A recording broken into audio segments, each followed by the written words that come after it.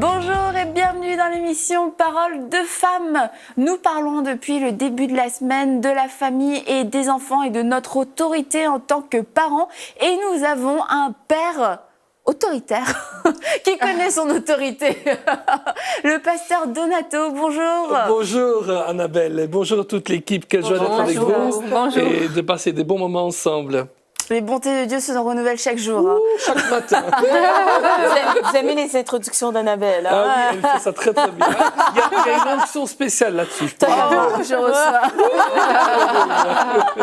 Et bien, on a passé un très bon début de semaine avec vous. Et puis, je pense qu'il y a beaucoup de choses qui ont été dites qui vont aider de nombreuses familles, de nombreux parents à se repositionner à la fois dans l'amour, mais aussi dans l'autorité que Dieu leur a donnée, que Dieu nous a donnée. Être parent, c'est sûr, c'est pas forcément évident. C'est une vraie mission, un vrai mandat. Mais la pire des choses qu'on peut faire finalement quand on est parent, c'est de juste baisser les bras et puis de livrer nos enfants à la vie, à la société, parce qu'on a vraiment ce rôle d'éducation à faire, une éducation dans les voies du Seigneur. Et donc, merci beaucoup, pasteur Donato. Puis comme je l'ai dit en début de semaine, vous avez vous-même 3 enfants, des grands-enfants, maintenant des adultes. Oui, ils sont grands maintenant.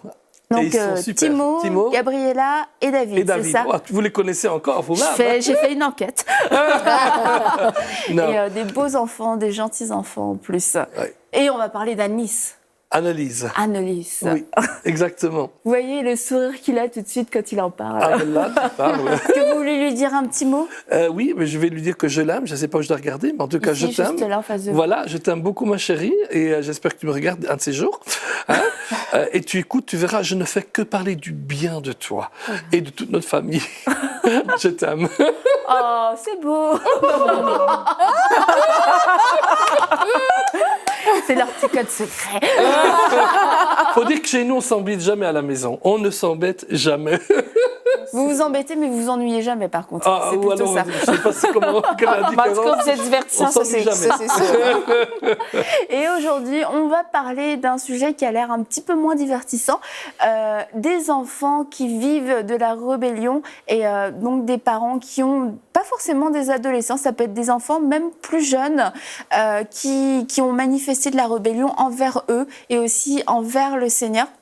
On en a déjà parlé un petit peu depuis le début de la semaine. C'est une des clés, ça va être de pouvoir garder un accès à leur cœur, comme vous en avez parlé hier ou avant-hier. Oui. L'accès au cœur est important parce que et une des manières de garder l'accès au cœur de l'enfant, en tout cas c'est ce que nous on a remarqué chez nous dans la maison, c'est d'aider l'enfant à comprendre la différence entre ce que lui il est et ce qu'il fait, entre son identité et ses actes. Et l'objectif finalement qu'on a, c'est qu'un jour, ses actes suivent son identité, mais si on fait suivre son identité à ses actes, à ce moment-là, il va avoir une crise d'identité. Et donc, si on arrive à constamment parler avec l'enfant, raisonner avec l'enfant, lui montrer notre amour, lui montrer qu'il est important pour nous, quand il nous parle, l'écouter. Je me souviens beaucoup, avec mon dernier, c'était la période des ordinateurs. Je ne sais pas s'il y a encore des ordinateurs aujourd'hui, maintenant tout le monde est portable. Non, on a encore des ordinateurs, mais j'avais mon desktop, là, comme on dit en français. Bon. C'est pas du français. Il faut dire que je parle tellement de langue, j'oublie la langue que je parle. On a compris. Des fois, je parle en italien et je ne sais pas si c'est du sicilien ou de l'italien que j'ai dit. Donc, ça m'arrive souvent. Ça vous arrive souvent aussi. Spaghetti, fettuccine, je sais plus. Et j'étais en train de travailler sur mon ordinateur et il arrive et il commence à parler. Je dis ouais. Et il est là et ouais. Il dit, et puis il crie, il dit arrête. Je dis mais je suis ton fils, oui ou non? Oui. Mais si tu ne m'écoutes pas, avec qui je vais parler? Wow. Ce qui est la preuve que j'ai pas toujours été le père exceptionnel, exemplaire et tout, mais comme tout le monde, on a nos faiblesses et tout. Et là, j'ai compris. Il avait à l'époque peut-être 14 ans, mais j'ai compris que ça suffit pas d'être à la maison. On peut être à la maison et absent. mais on doit être à la maison et être avec eux. Et donc, l'accès au cœur est important. Stephen Covey, celui qui avait écrit ce fameux livre, Les 7 habitudes des gens les plus à succès, qui ont du succès et tout, a écrit la même chose, mais il l'a écrit pour les familles. Les 7 habitudes des meilleures familles, etc. Et tout, quelque chose comme ça. Le titre, je ne connais pas en français. Mais il a dit quelque chose, il a donné un concept qui était vraiment bien, qui nous a beaucoup aidé, qu'il appelait la banque émotionnelle. Il dit, quand on va prendre avec sa carte de banque de l'argent comment on appelle ça chez nous? Guichet automatique. Au guichet automatique. Chez nous, on dit bancomat. D'autres disent banque contact. Enfin, c'est quelque chose comme ça. Vous avez compris ce que c'est. Hein? Il dit, mais avant de pouvoir retirer, il faut avoir mis de l'argent dans la banque. Il dit, c'est la même chose avec notre famille et nos enfants. Avant de pouvoir tirer des émotions de nos enfants, il faut qu'on les mette dedans. Il faut qu'on leur dise combien on les aime, combien ils sont importants pour nous. Que nous, en tant que chrétiens, j'ajoute là maintenant, qu'on leur inculque les choses de la parole de Dieu, qu'on leur donne notre amour, qu'on leur donne des paroles d'appréciation et tout. Alors, quand on leur demande de faire quelque chose, alors c'est de cette banque d'émotions, disait-il, qu'ils vont faire quelque chose. Le problème, c'est que si la banque d'émotions est en dessous de 0, alors là, ça devient plus compliqué. Et alors là, on n'a plus accès à leur cœur. Quelqu'un veut ajouter quelque chose là-dessus? Et du coup, oui, mais comment on fait pour garder un accès au cœur d'un enfant qui est rebelle? Parce que, et souvent c'est drôle parce que ça, les enfants avant un certain âge n'ont pas conscience qu'ils peuvent faire de la peine à leurs parents. Et quelquefois, en tant que parent, on ne s'attend pas non plus à pouvoir vivre de l'offense de la part de notre enfant. Et en tant que parent, du coup, on peut facilement se fermer, puis agir, réagir dans une espèce d'amertume. Et puis, on va être constamment en confrontation avec l'enfant parce qu'il va y avoir des actes qui vont nous déplaire, et particulièrement lorsqu'on est chrétien, des parents chrétiens, parce qu'on veut marcher d'une certaine façon. On voit notre enfant qui nous tient tête droit dans les yeux en train de dire non, moi je veux faire ça, je veux boire, je veux fumer, je veux sortir, je veux avoir des relations sexuelles. Et ça fait mal au cœur des parents. Et là, comment garder un accès, si ce n'est de dire ce que tu disais, Anne, des choses, Dieu n'est pas content, tu vas aller en enfer. C'est quoi? Moi, j'appelle ça des zones d'inconfort. C'est-à-dire que dans la relation avec mon ado ou mon jeune, il va y avoir des moments d'inconfort où j'aurais envie de dire quelque chose. Mais là, il faut choisir ses combats. Tu peux pas, surtout avec certains types de personnalités, tu peux pas affronter tous les points. Tu peux pas affronter toutes les zones d'inconfort. Quand tu te retrouves dans une zone d'inconfort, dans un point d'inconfort, ou bien dans ta tête, tu vas dire ou bien je m'attaque à ce problème-là ou je laisse. Mais si tu laisses vraiment. Tu gardes pas d'offense, tu gardes pas un compte en comptabilité, débiteur. Une banque négative. Oui. Donc c'est ton ado te répond mal, quoi. Bon, alors tu vas le reprendre, t'es son parent, il a pas à te parler comme ça. Mais à un moment donné, il va y avoir des choses que tu vas relâcher, puis des choses que tu vas vraiment, comme on dit en bon français, adresser, que tu vas vraiment traiter. Et il faut choisir ses combats parce que sinon, avec certains ados, ça va être l'affrontement permanent. Permanent, voilà. Et il faut pas rentrer dans ce jeu-là parce que si tu rentres là-dedans, t'en sors plus et tu vas devenir l'ennemi. Puis même l'ado va jouer avec ça pour quasiment il va jouer avec toi pour rigoler, quoi. En tout cas. Oui, moi j'ajoute là à ça le fait que c'est à nos parents d'être sensibles à nos enfants comme en reprenant cette expression combattre le bon combat et s'agir le combat qu'il faut faire, c'est que on doit faire attention avec les mots qu'ils eux-mêmes expriment et essayer de relativiser la chose. Est-ce que ce qu'il est en train de dire, il veut le dire ou est-ce que c'est une sonnette d'alarme? C'est ça. Est-ce qu'il est en fait ce qu'il est en train de me dire là? Écoute, je suis pas bien dans ma peau maintenant. Est-ce que tu ne vois pas ça, papa? Maman, tu ne vois pas que je suis pas bien dans ma peau? Alors il va pas le dire, papa, je me sens pas bien dans ma peau. C'est un homme maintenant. C'est une femme maintenant. Donc qu'est-ce qu'elle va? Elle va dire, mais arrête, t'es toujours là. Je suis allergique à la maison. Et qu'est-ce qu'on fait? Et donc là, c'est important de prendre le bon combat. Quel est le combat? Peut-être qu'il faut aller creuser en profondeur et se poser la question. Mais je crois vraiment que les enfants qui vivent de la rébellion ont vraiment besoin, plus que toute autre chose, de ressentir notre amour inconditionnel. Qu'ils ressentent qu'on ne les aime pas pour ce qu'ils font, mais seulement pour ce qu'ils sont. Dieu le Père nous aime parce qu'on est son enfant, pas parce qu'on est parfait. Et les enfants rebelles ont vraiment besoin de savoir qu'on les aime et pas parce qu'ils nous obéissent, pas parce qu'ils ont un comportement exemplaire, mais juste parce qu'on est leurs parents et on leur a donné vie. Et je pense vraiment qu'à ce moment-là, quand ils ressentent cet amour-là, et c'est pas qu'on approuve de ce qu'ils font quand on dit rien. Je pense, comme tu dis, Anne, juste choisir ses combats, de pas entrer dans des confrontations perpétuelles, parce que là, on marche pas dans l'amour et on brise la relation au lieu de la construire. Et je pense vraiment que il faut juste réaliser que quand on ne s'oppose pas nécessairement à ce qu'ils font, comme tu disais, Annabelle, j'ai envie d'aller boire, j'ai envie d'aller dans les bars avec mes amis. Si nous, on fait notre rôle, on utilise notre autorité spirituelle dans notre chambre, à la maison, et qu'on les couvre quand ils sont partis, ça, c'est la plus grande preuve d'amour qu'on peut leur faire.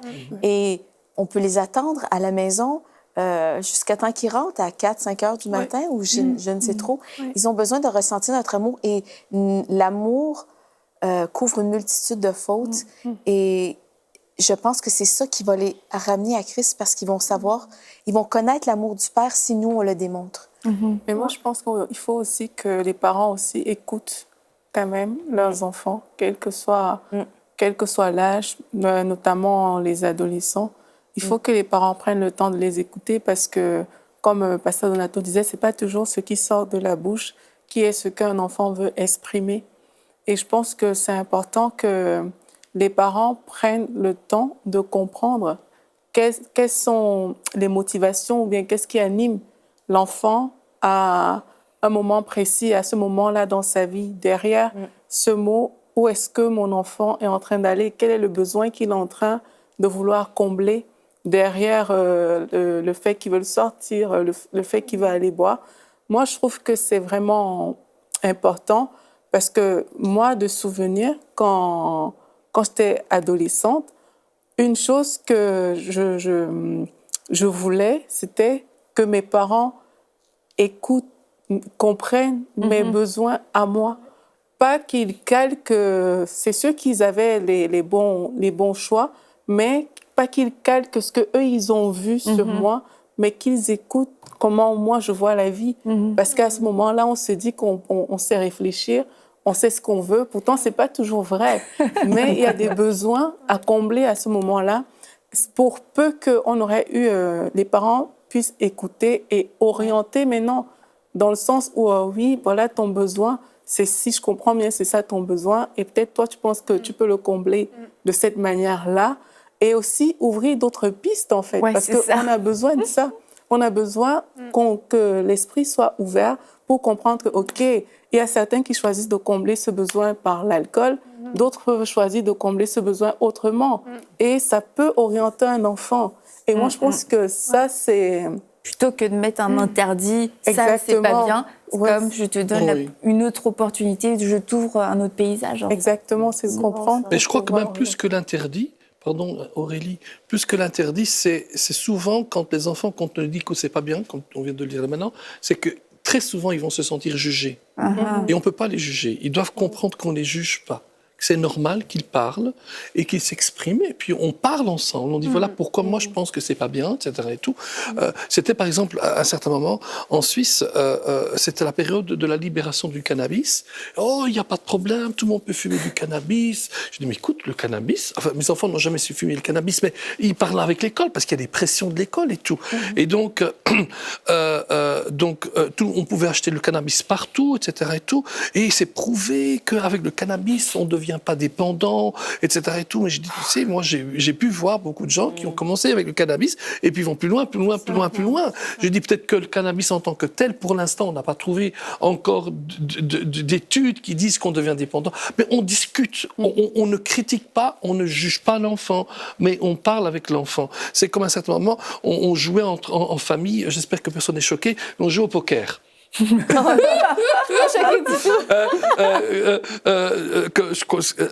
Un poker entre nous avec les jetons, on jouait jamais pour de l'argent, c'est normal. C'est bien de le préciser. Bien sûr. Alors chez nous, d'ailleurs, ça c'est important. On n'a jamais joué avec de l'argent en famille. Au chip. Avec les chips, voilà. Mais je crois qu'il faut pas travailler avec de l'argent dans la famille, de dire, je veux dire, si quelqu'un reçoit, j'ai des amis, ils recevaient un iPad ou une tablette, on va dire ça comme ça, mais ils en avaient déjà une et ils vendaient la tablette qu'ils venaient de recevoir à leurs frères. Non, apprenons à donner. Dans la famille, on apprend à se donner, n'est-ce pas, et à se bénir les uns les autres. Mais donc, le fait déjà de ne pas entrer dans la critique avec nos enfants, de ne pas les juger, les enfants, ça fait partie de garder le cœur de nos enfants. Papa, maman, je peux parler, comme tu disais, je peux parler avec eux et ils m'écoutent. Même s'ils ne sont pas d'accord avec moi. Mais ils m'écoutent et ils commencent à me considérer. Et les enfants ont besoin de savoir qu'on les considère. Mais ce que j'ai remarqué souvent chez les amis de mes filles quand elles étaient adolescentes, et puis aussi dans des ados de l'église maintenant, qui sont quand même beaucoup plus jeunes, c'est l'indifférence de leurs parents qui les fait le plus souffrir. Et beaucoup de ces ados-là auxquels je pense, qui souffrent parce qu'ils rentrent chez eux, il n'y a personne. Ou alors il y a quelqu'un mais qui est très occupé, qui les voit à peine passer. « Ouais, bonjour, ok, serre-toi dans le frigo. » Et je me souviens de certaines familles comme ça, pourtant assez aisées. Enfin, je veux dire, ce n'étaient pas des familles dysfonctionnelles en apparence. Je me souviens d'une famille en particulier qui avait 2 filles adolescentes à l'époque, qui étaient amies avec mes filles. Et elles étaient tout le temps toutes seules. Mais même, elles n'étaient jamais les 2 ensemble toutes seules. Elles étaient individuellement toutes seules. C'est-à-dire que les parents rentraient, repartaient. Un après l'autre. La sœur rentrait, hop, elle repartait. Et la petite jeune fille, là, elle venait chez nous, puis elle était épatée, qu'on soit en famille, autour de la table, qu'on discute et qu'on écoute ce que chacun a à dire. Ça l'avait complètement épatée. Et ce que j'ai remarqué, c'est une grande source de souffrance qu'on peut très facilement éviter, parce qu'on n'est pas tous des grands psychologues à savoir comment prendre notre ado, puis savoir poser les bonnes questions. Des fois, on est un peu brut de décoffrage, mais au moins d'être là. On est là, on écoute, on n'est pas là intrusif à essayer de tirer les verres du nez, mais je suis là. Tu sais, comment ça a été ta journée? S'intéresser, puis pas, je ne sais pas une critique, Pasteur Nato, parce que moi je l'ai fait aussi des fois, mais taper à l'ordinateur, puis le laisser parler à côté. T'arrêtes ce que tu fais, puis t'écoutes, t'es vraiment présent. T'es présent là dans l'entretien. Parce que l'indifférence, ça tue. Parce que ça fait passer le message, je suis pas intéressant, il m'aime pas, ou il m'aime pas assez, ou il s'en fiche. Et j'ai même sans rentrer dans tous les raffinements de la psychologie adolescente, ne serait-ce que soyez là quand il rentre, puis soyez vraiment là quand il est autour de la table, écoutez-le, mangez avec lui. Moi, je me souviens, ce que préféraient mes filles, c'était d'aller avec moi dans un petit restaurant où ils font des omelettes, en tout cas. Et l'une après l'autre, pas ensemble. On a eu aussi des moments de famille ensemble, là, mais juste une. Bah tiens, viens avec moi. Puis tu vois, on discute de tout, de rien. Mais de lui montrer qu'elle est importante. Oui. Puis, même si on ne rentre pas dans des grandes conversations philosophiques, mais avoir un moment vraiment ensemble où tu es présent. Pas juste dans la même maison au même moment, mais bien avec toi dans la conversation. Parce qu'on évite ce que disait Pasteur Donato tout à l'heure, c'était vraiment de créer un fossé, puis que l'enfant, il part à la dérive, puis on perd ce contact. C'est toi, Aurélie, aussi, qui en parlait. On perd le contact avec le jeune, puis ça, c'est terrible. Et l'indifférence va, du coup, générer aussi la rébellion. Et demain, on va parler des bonnes habitudes. Bon, on en a déjà beaucoup parlé aujourd'hui, mais on en reparlera demain. Des bonnes habitudes à avoir pour avoir une bonne famille saine et équilibrée. Mais dans le cas de la rébellion, puis j'aimerais qu'on puisse, dans le temps qui nous reste, terminer sur ce sujet, parce qu'il y a vraiment des familles qui sont en souffrance, et il y a pu avoir des erreurs de fait. Mais aussi, on l'a dit, on ne veut pas, j'allais dire diaboliser le diable, façon de parler, mais lui remettre toute la faute, parce que je crois qu'en tant que parent, on a une certaine responsabilité. Mais aujourd'hui, il y a des erreurs qui ont été faites, et mais il y a un constat qui est là, c'est mon enfant, je ne le connais plus, j'arrive plus à connecter avec lui, on est en perpétuelle confrontation, et des parents disent, moi j'ai choisi juste de me taire, de disparaître, et puis d'arrêter, parce que sinon on est en confrontation. Et puis dans une autre façon de faire, ces parents vraiment ils partent en guerre tous les jours, on y va, on attaque, etc. Mais dans les 2 cas, on voit que ça fonctionne pas forcément, et que l'écart se creuse toujours de plus en plus. Alors comment faire pour prier, pour interagir, juste pour savoir comment faire pour regagner le cœur de notre enfant et retrouver comme une place de choix dans son cœur, parce que quelquefois on a l'impression que certains enfants ont juste enlevé papa et maman de leur cœur et ils les ont posés dans un coin. C'est à la fois très douloureux pour les parents, mais c'est aussi douloureux pour l'enfant. Comment faire pour regagner cette place? Moi, je pense que ce que je suis en train de vous dire là, ça vient aussi du Seigneur, qui me le rappelle. et c'est probablement pour quelqu'un qui est en train d'écouter maintenant. Mais je me souviens, il y a de nombreuses années, j'avais entendu le témoignage d'un serviteur de Dieu qui avait travaillé avec Yonggi Cho aux États-Unis, en Corée, mais lui, il était américain, et où il s'est retrouvé avec sa propre fille de 16 ans.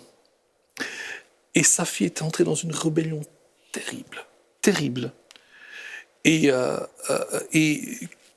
ça faisait des mois et des mois que ça durait, et des mois où il essaie de s'effacer, parce que d'un côté, il faut essayer de garder une certaine autorité pour au moins garder l'ordre dans la maison, mais à un certain moment, on se rend compte qu'on n'a plus spécialement autorité sur l'enfant même, parce que justement, l'enfant s'est éloigné, ce fossé s'est creusé.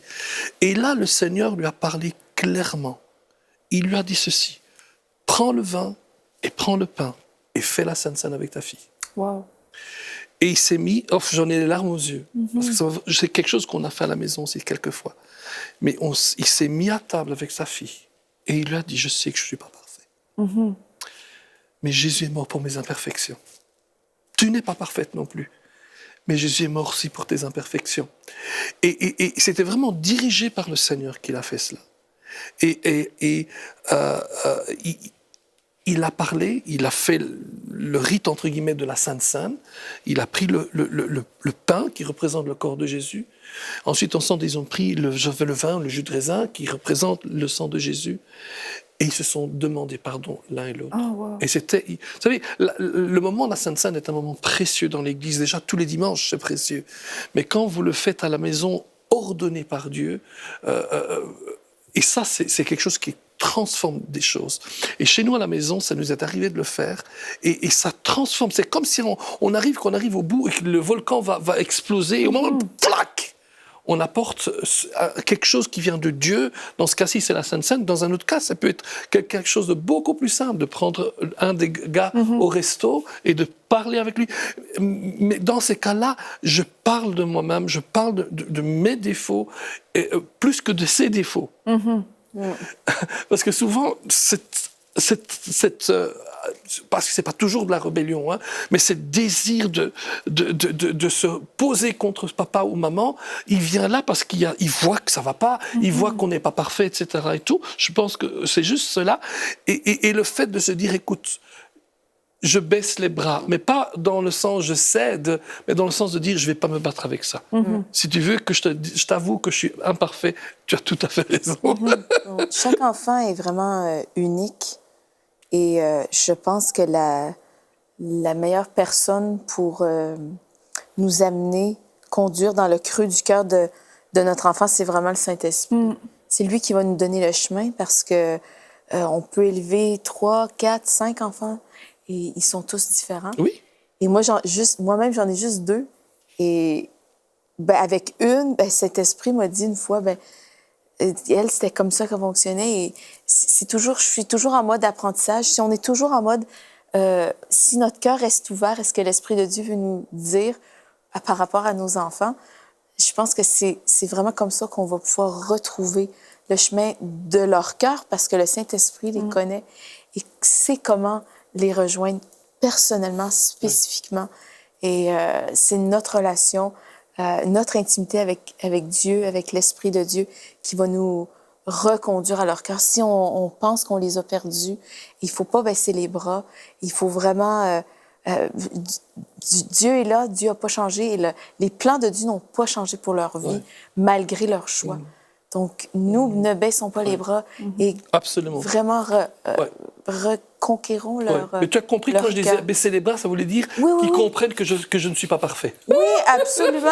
Oui, non, mais moi, je parlais... De ne pas abandonner. Oui, absolument. c'est ça, juste ne pas abandonner, pas dans le même sens. Mais en effet, nos enfants ont besoin de cela. Je crois qu'on doit aller vers eux, leur parler, leur montrer où on va, qu'est-ce qu'on veut, et aussi leur montrer un amour inconditionnel, comme tu l'as dit auparavant. Absolument. Et la Sainte Seine, moi, je trouve ça vraiment puissant. C'est génial. Mais si je peux ajouter quelque chose, la rébellion, puisqu'on parle un petit peu de rebelle, c'est avant tout un refus d'une identité. Par exemple, Anzalone, je m'appelle Donato Anzalone. Donato, ça veut dire donner, Nathan. Anzalone, c'est Absalom. quand on pense à Absalom, à qui on pense? À ce rebelle qui s'est rebellé contre son père. Mais qu'est-ce que ça veut dire, Absalom? Ab, c'est papa, Shalom, c'est le père de la paix. En fait, vous savez, dans le monde hébraïque, le nom était comme une sorte de portée de la destinée de l'enfant. Et donc, Absalom aurait voulu être roi plutôt que, entre guillemets, un père de la paix, un genre de pacificateur. Donc, il refuse son identité, et on voit les résultats. Donc, quand on pense à la rébellion, et je crois qu'on peut prier pour cela maintenant, c'est que souvent nos enfants, ils ont une confusion dans leur identité, ou ils n'ont pas compris leur identité et ils se rebellent, ou bien ils refusent leur identité et ils se rebellent. Et c'est important qu'ils comprennent qu'ils ont une identité peut-être humaine, mais aussi en Jésus-Christ. Et qu'on prenne autorité sur cela. Et qu'on dise, je refuse que Satan vienne tenter mon fils, tenter ma fille, les conduire hors de l'identité qu'ils ont en Jésus-Christ. Mais on va prier maintenant pour terminer cette émission. On va s'accorder avec vous qui avez peut-être perdu ce lien avec votre enfant. On veut vraiment s'accorder et on croit que le Saint-Esprit va les ramener. Et lorsqu'ils retrouvent une identité, ben ils retrouvent tout. Ils retrouvent Jésus, ils retrouvent papa, ils retrouvent maman. Amen. Ils retrouvent l'Église, ils retrouvent le Seigneur. Alors, Père, dans le nom de Jésus-Christ, nous prions maintenant pour les enfants. Seigneur, nous prions pour nos enfants, nous prions pour les enfants de ceux qui nous regardent et qui nous écoutent. Seigneur, beaucoup sont de bons enfants, des enfants qui fonctionnent bien, qui marchent bien avec toi, mais nous pensons à ceux et celles dont les enfants ne sont pas plus dans cette communion avec leurs parents, où ils ne sont pas plus en communion avec toi non plus, où ils sont entrés dans ce qu'on appellerait une sorte de rébellion. Et dans le nom de Jésus-Christ, nous prenons autorité sur cette rébellion. Seigneur, que tu puisses les aider à retrouver leur identité en Christ, qu'ils puissent connaître qui ils sont en Jésus. Et si, Seigneur, nous rappelons de cette prière de l'apôtre Paul, je prie que l'Éternel, que Dieu vous donne un esprit de sagesse et de révélation dans la connaissance de lui, afin que vous connaissiez quel est votre héritage, quel est votre appel, quelle est la puissance de Dieu qui est avec vous. Et cette puissance est une puissance qui donne votre identité, votre héritage, c'est aussi votre identité, et quelque chose de mieux est pour vous. Dans le nom de Jésus, Père, je te demande de bénir cette famille, de bénir ces enfants et de bénir ces parents qui sont peut-être désespérés. Mais nous savons qu'il y a une victoire en Jésus-Christ et il y a une victoire pour vous. Amen. Amen. Amen. Nous croyons que vos enfants reviennent. Nous croyons que l'Esprit de Dieu est en train de les travailler. Et vraiment, faites confiance à l'Esprit de vérité parce que c'est lui qui va vous révéler la façon d'agir de façon spécifique pour votre enfant, pour le cœur de votre enfant. Il peut vous révéler pourquoi votre enfant a soudainement décidé de changer, de faire ce genre de choix. Le Saint-Esprit peut et veut vous le révéler et on vous encourage vraiment à vous approcher de Dieu avec un cœur sincère et ouvert, être prêt à entendre ce qu'il a à vous dire. Et on se dit à demain pour une prochaine émission de Paroles de Femmes. Amen. Retrouvez toutes les émissions de Paroles de Femmes en intégralité sur www.emcitv.com. Cette émission a pu être réalisée grâce au précieux soutien des partenaires d'Enseignement Canal International. Retrouvez tous nos programmes sur emcitv.com.